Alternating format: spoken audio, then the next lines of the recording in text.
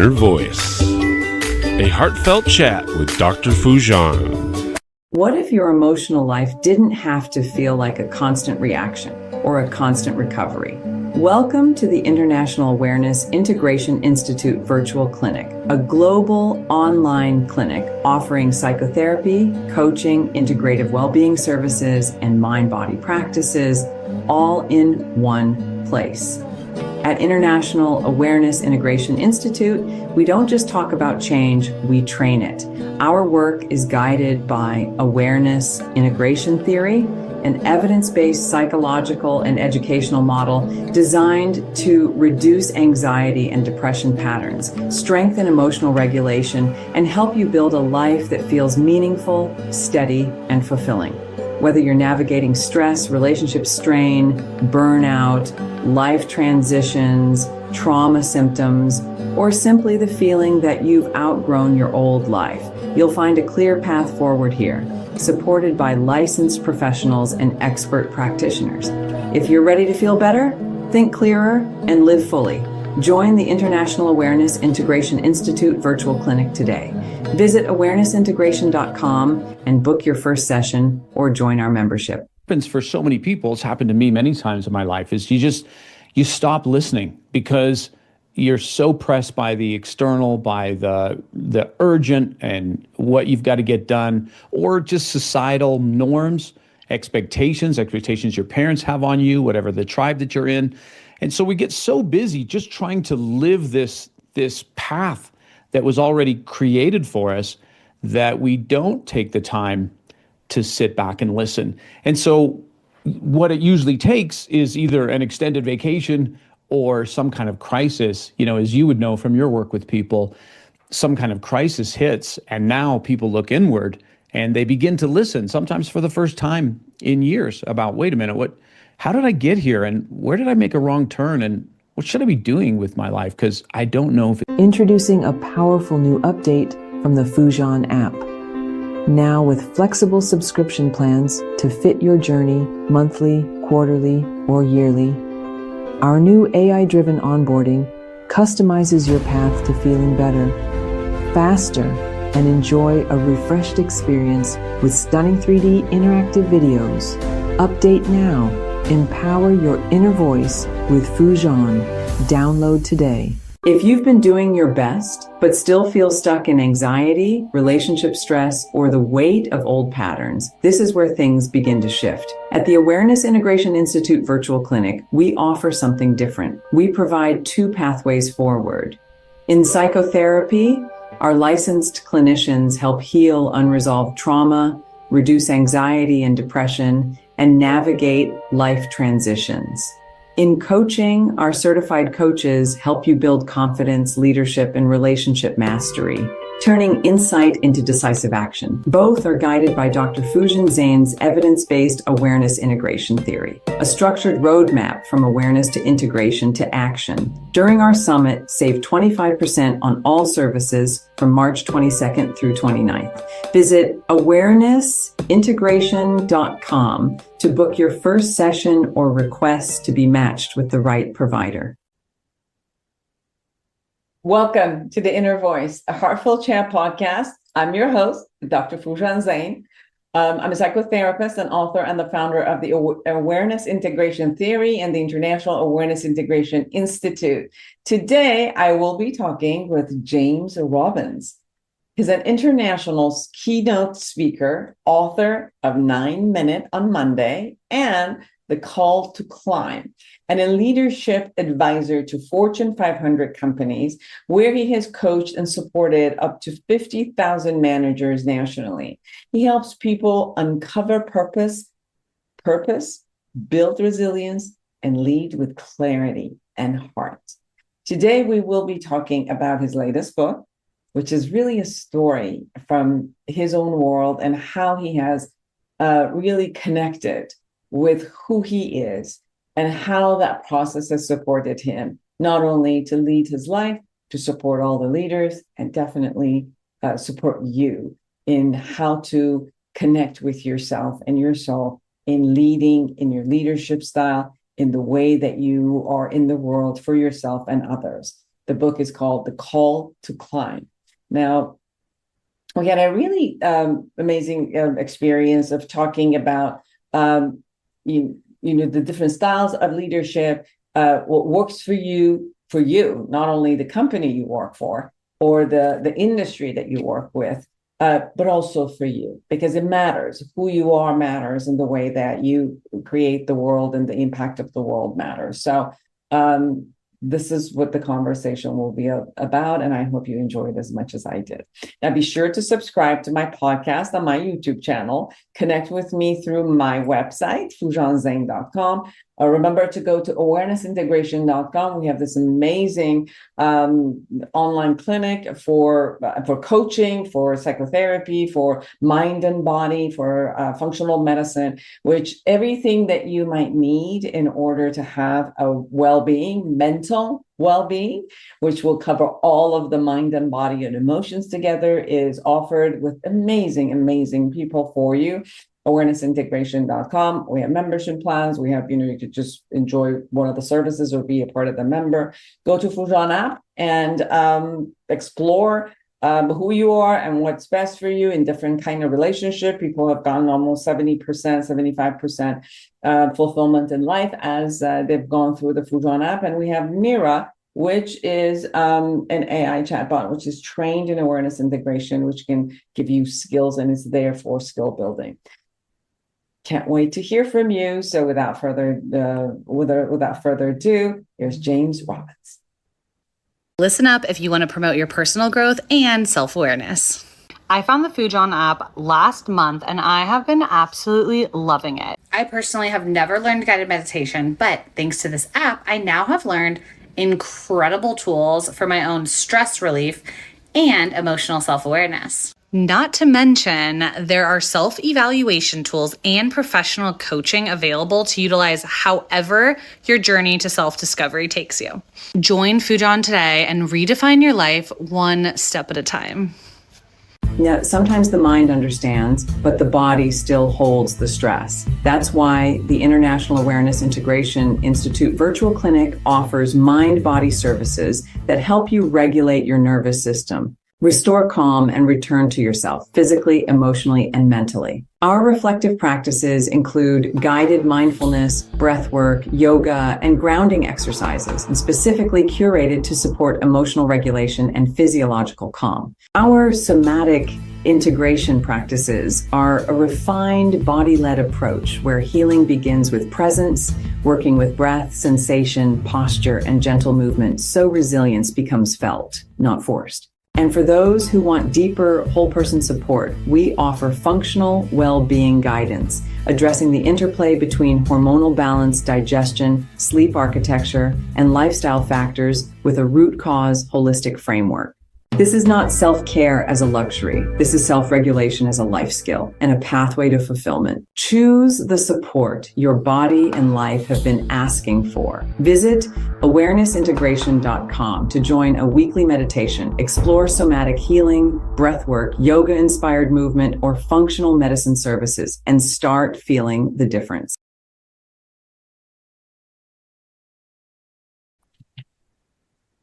It is so nice to have you, Mr. James Robbins, with us, everyone. Welcome to the show. Thanks for having me. Of course. So you talk about climbing up. Why? How did you get there? And why climbing? I think, climbing probably came because I grew up in the foothills of the Rocky Mountains, so they were always there. It's just part of my life, and they're just one of those things that they never change. They're just stable and steady, and yet there's something about the mountains that when you're in them, I think for most people, you're filled with this sense of awe, but you also want to know what's up there, and could I climb up there? And I think there's a call that mountains give people to come up. Hey, come higher. And of course, that metaphor translates over to life, right? As we have all these talents and so much potential that often get forgotten about. I think life from time to time calls us just like a mountain does. Hey, come here, come up higher. What do you think calls us up? I think, well, I'm going to use the word soul, but we could say psyche, we could say inner life, whatever it might be. But I think there's that quiet part in all of us that was there from the time we were born that knows us best, knows who we are. And it's also that quiet part that as we go through life and we start doing things that are not in alignment with that inner life, it could even be a career or a relationship, and that inner life begins to nudge us a little bit. So like I said, I call it the soul. It begins to nudge us a bit to say, hey, like this is not actually what we're designed for. And we're called to something different. And it sort of tugs on the steering wheel, if we want to use a car analogy for a moment. So part of what I'm hearing from you is there's a connection that we could have about who we are, because if we're listening to who we are, then that part of us who nudges the voice that says climb up, and there's more to you, can show itself. And if we're not listening to it, then we're not getting the phone call. We're not catching the ring so that we can pick it up. Is that kind of what I'm hearing from you? For sure. I mean, you hit it right on the head, this idea of listening. And what happens for so many people, it's happened to me many times in my life, is you stop listening because you're so pressed by the external, by the urgent and what you've got to get done, or just societal norms, expectations your parents have on you, whatever the tribe that you're in.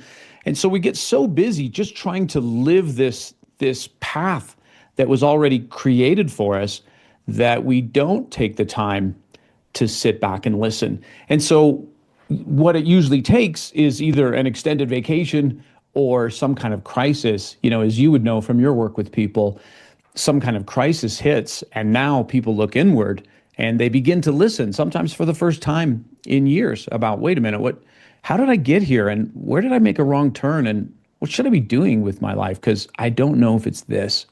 Yeah, I know that your expertise is also with leaders and also managers, and you've trained more than 50,000 managers across the globe. Just my own experience, not only as a psychotherapist, who I work with people as a business coach, which I also work with managers, but also as a business owner. I have watched myself lead in so many different ways. And it was so interesting when you shared that is there was a time where I was shining because I was rising on my ego, but it seemed like that elevator had a cap, and then you kind of like fall right after it. And I've watched myself be so different lately in creating new organizations. And I watched that part of me that wants to force or hold the space as a leader, as a manager, and rarely works. Like, even if it works, it's such a short period of time. And then when I've had to listen to the other parts of me in how to come across as humane, let's say human with my heart, and how to create an acceptance of what is and not fight, whether it's the circumstances or the person who I'm leading or I'm managing or I'm asking to do something.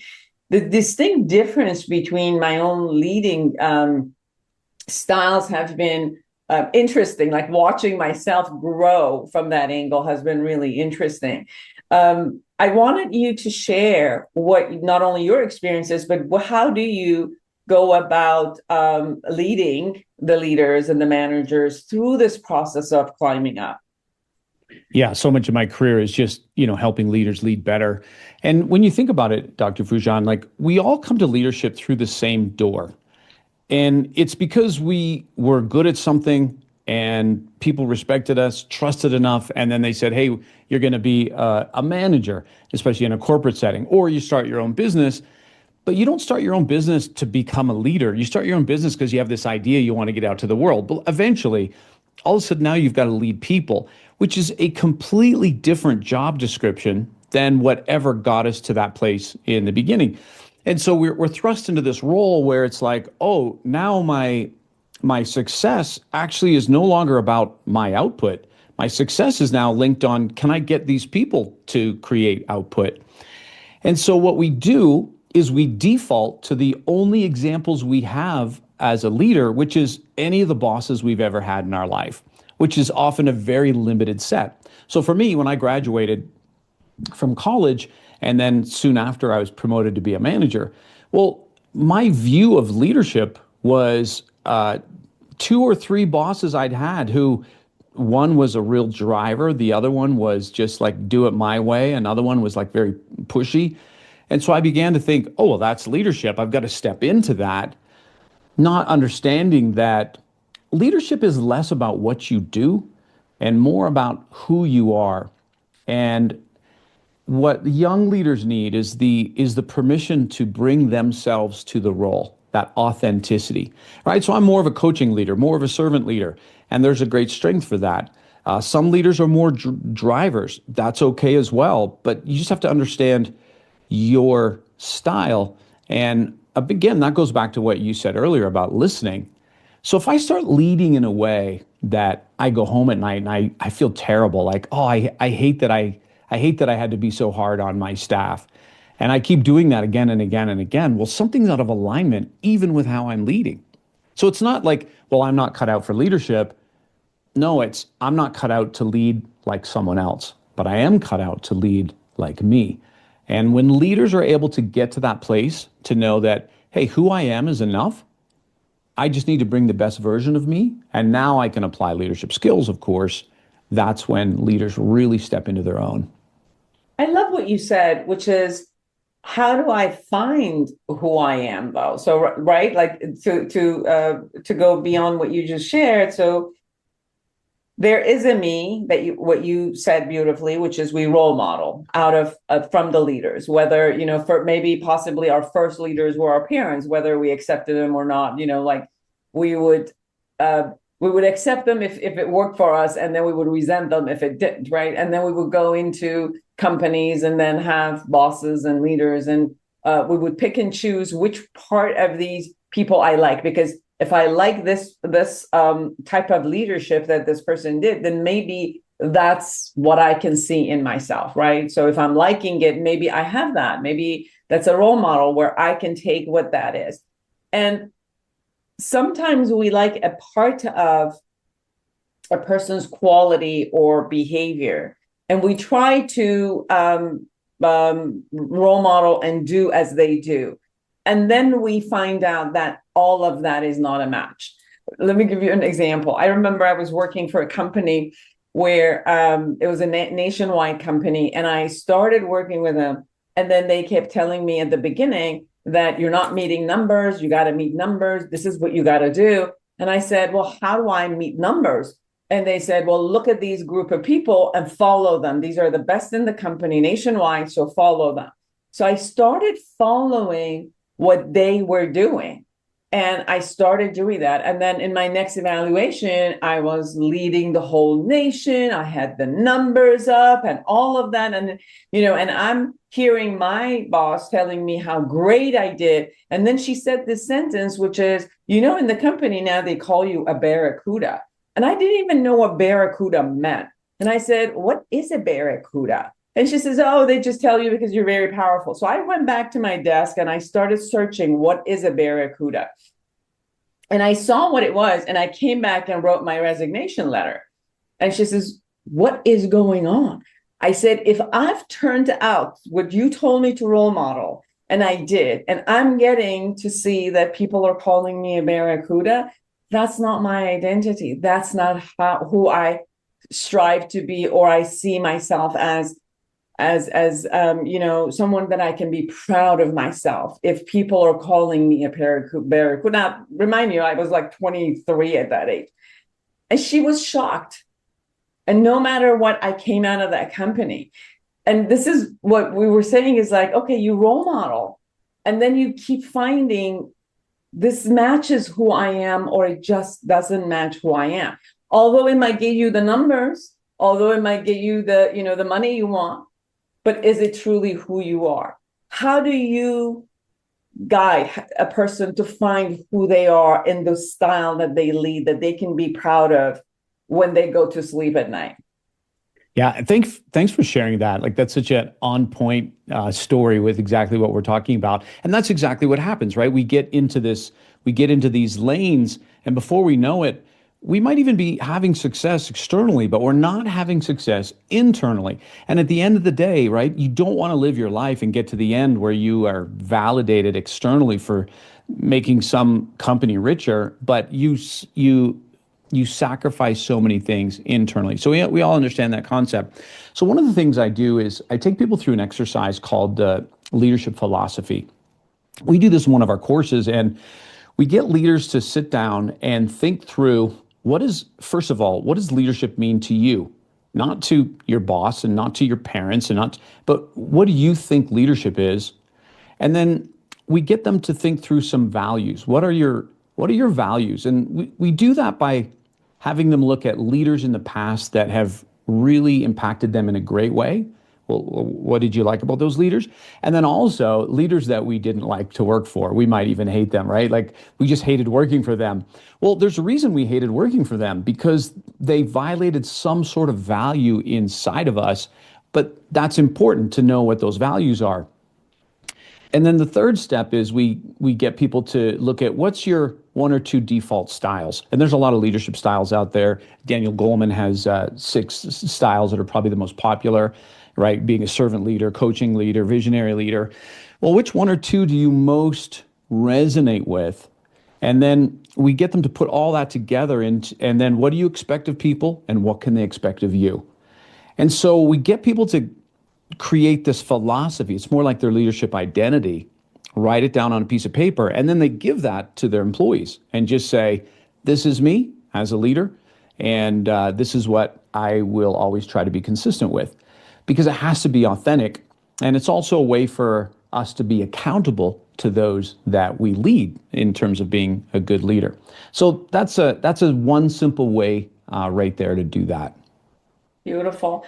So going back to your book, let me show everyone who's watching us on video to show the book. When you wanted to, like, what got you to want to write the book In the Climb? There's a path only you could take. This story will help you find it. So what's the story about the climbing? So I had gone through my own dark night of the soul in my mid-30s, and it had to do with career. And just one day I thought, I am not happy doing what I'm doing, but I feel like I should be happy because everyone is telling me, like, you've got such a great job, you're so lucky, that must be amazing. And I would say the right thing. Yeah, it's so amazing, I'm so lucky. And then I'd be driving home and think, but why am I not happy? Like, what's wrong? And I kept thinking, what's wrong with me? And it was during that time I stumbled on the work by Dr. James Hollis, who's a Jungian psychoanalyst. You may have heard of him before. He's got like 25 books out, brilliant writer. And, obviously in keeping aligned with Jungian thought, this idea of being in alignment with the soul.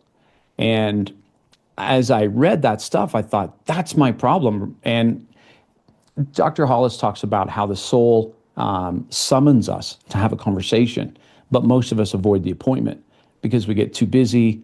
And that is exactly what I'd been doing, just too busy, or I shouldn't be feeling like this. I just keep moving on. And it was finally, as I got to look inside and think, wait a minute, why are you not happy? And began to sit with that and listen, because certain parts of my values were being snuffed out in this certain career. And so, but that stuck with me, that idea of the soul wanting to have a conversation with you. And I thought, wouldn't it be cool if there was a story about someone whose life was out of alignment and they ended up stumbling into some village to find out that they'd actually been called to climb a mountain there so they could have that conversation with their soul. And so that's what the book is all about. It's a fictional, fable about someone whose life is just having that turbulence. And it's because they need to stop and listen and begin to get intentional with how they live. And what was your soul sharing with you? How did it bring you right back into the right path of the climbing? Well, I would love to say that was just this one moment and I could say, oh, that was it. But it wasn't. It was a series of moments over time. But a lot of it had to do with having the courage to live my own life, that realizing that no one was going to give me permission to live how I wanted to live, and that not everyone was going to understand it. I'm free-spirited, a bit nomadic, which goes against, especially my parents' generation, which is go to college, get in your job, stay in your job, and here I am wanting to do things like so opposite of that.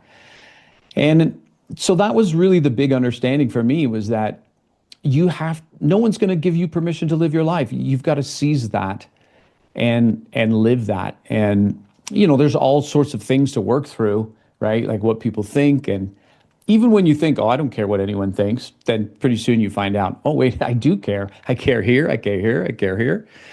So I think that was the biggest thing for me. Writing the book, honestly, was a very cathartic moment, because a lot of it is my story. And there were many emotional times. I would be sitting in the cafe, like writing, and then all of a sudden, like my eyes are tearing up. I have no idea why, right? And then, hoping no one sees that. And what's this middle-aged guy crying in the coffee shop for? It's just like I'm writing and working it out. But I really loved it. I have a leadership book that came out about 15 years ago, and it's done really well. But this is more in alignment with me and who I am. Who are you today before the climb and the call? Before you listened to the soul, before the soul knocked at you and said, hey, gotta listen here. There's a difference between who you are today than before. I remember when I said, I see myself as different, is because because I wanted a certain result. And I thought I could get the result, how I would lead, whether it was leading myself, like leading a part of myself, or leading, people who were working with me or for me, or we, contracted together as collaborators. It still showed up as, I'm an expert, and this is how we're going to do it. And if it's not going to be done that way, it's not going to work. So it was very kind of like, I'm an expert, and it's a righteous concept, versus who I see myself as today. And obviously created a lot of resistance with people. So instead of dealing and creating items, even if we created results, the end result was still a little bit of a resistance from, because it wasn't aligned necessarily with the relational aspect of it.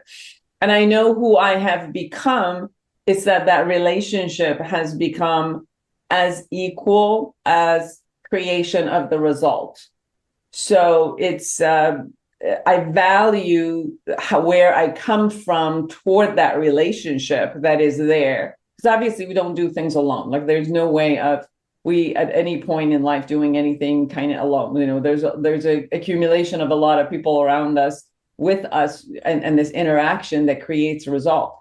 So that the epiphany came from that angle of how can I honor the relationship, sometimes even more than the results, but as equal as a result.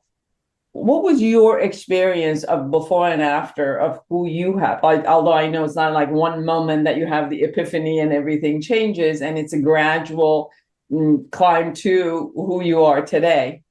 For sure. Well, we're always living out a story, right? We're living out multiple stories. But I think the biggest thing for me was the realization that I was climbing my father's mountain.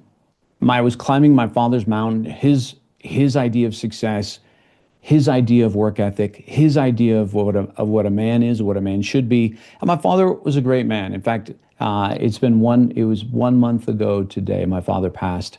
And, I don't know if you've ever heard of the saying that a boy never truly grows up until his father passes. And I can see how there's some truth in that.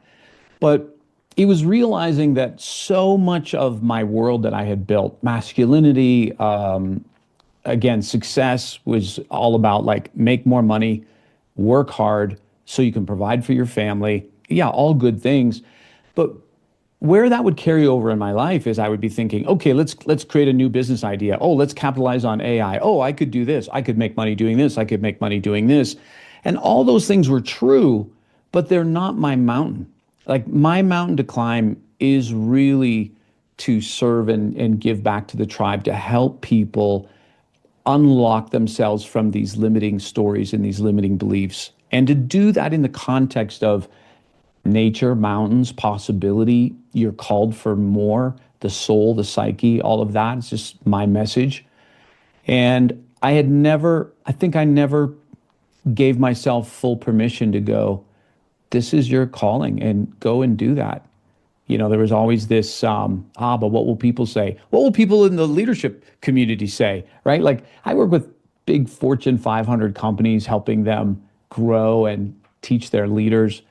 But then this book, The Call to Climb, is really more my essence about, hey, let's talk about life. Let's talk about your patterns. Let's talk about your limiting beliefs. So that's sort of the clearest, I guess, I could communicate before and after. And how does that change you in your life, in the way that you lead others?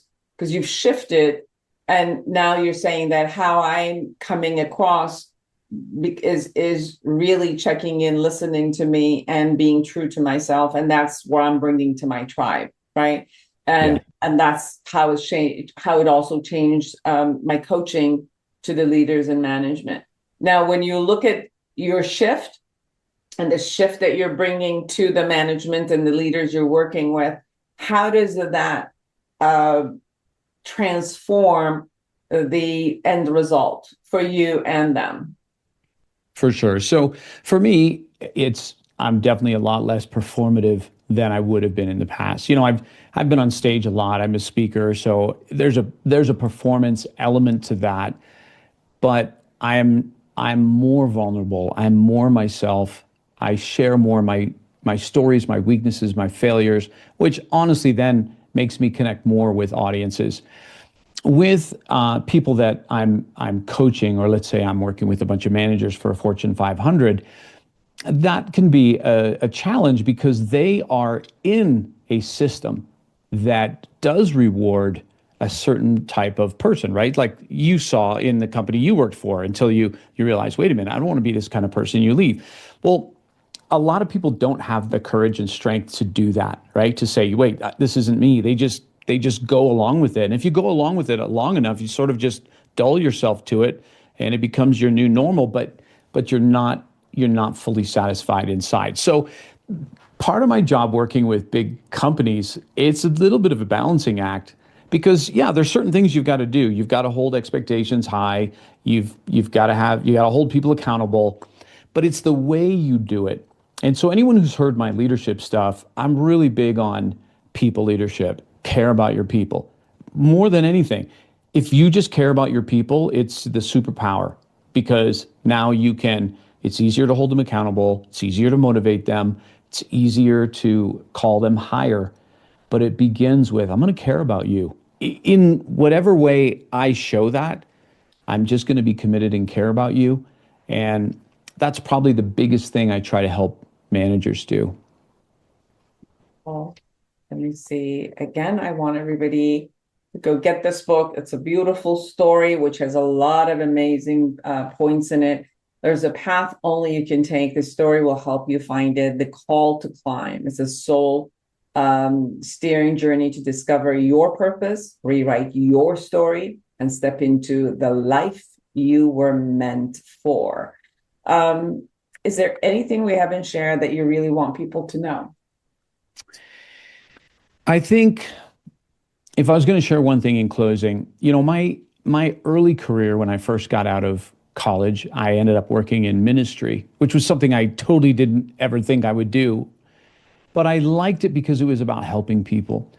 But in ministry, one of the things that you have to do from time to time is do funerals. And they're not, when you do them, especially the first few, can be a bit rocky and rough. But one of the things I noticed over years of doing funerals is that they all, at least here in the West, there's a certain signature to them. Someone gets up, they read a eulogy, which is more of a description of what you did in your life, and it usually takes 2 minutes. And for the rest of the hour, a bunch of people get up and talk about what you meant to them.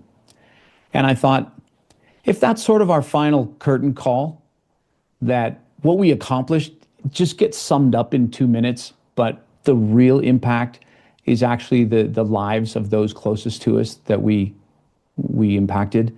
That's got to be where our focus is. So I have to remind myself that all the time. I just pass that on. to you and your audience to remind you guys as well. That is so beautiful. It's very true.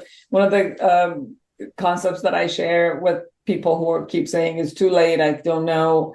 And it's like, well, when are you dying? And what? When am I dying? I don't know. I'm like, well, if you could choose, when are you dying? And then you are at your own eulogy. What do you prefer for people to say about you and the impact? And then, okay, you have opportunity right now to act on that, because obviously you're not dead.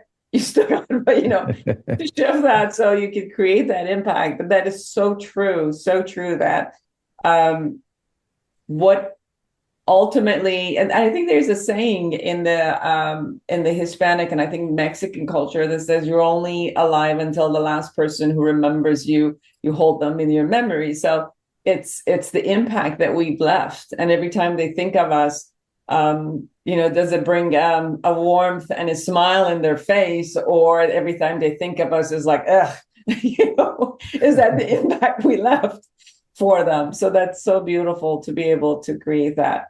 How could people find you?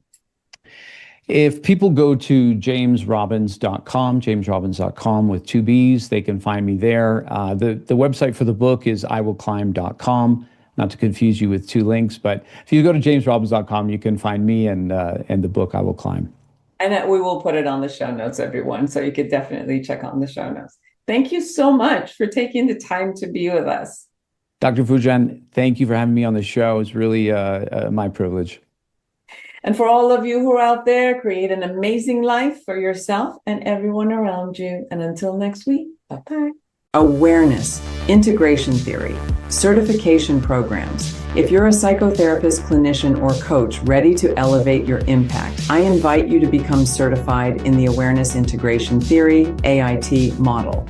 AIT is a structured, evidence-informed approach that strengthens emotional regulation, reduces anxiety and depression patterns, and helps clients create lasting change. Our training is practical, clear, and immediately usable in sessions, so you can work with more confidence and consistency. Join a global community of practitioners shaping the future of integrative mental health. Become AIT certified today. Visit awarenessintegration.com.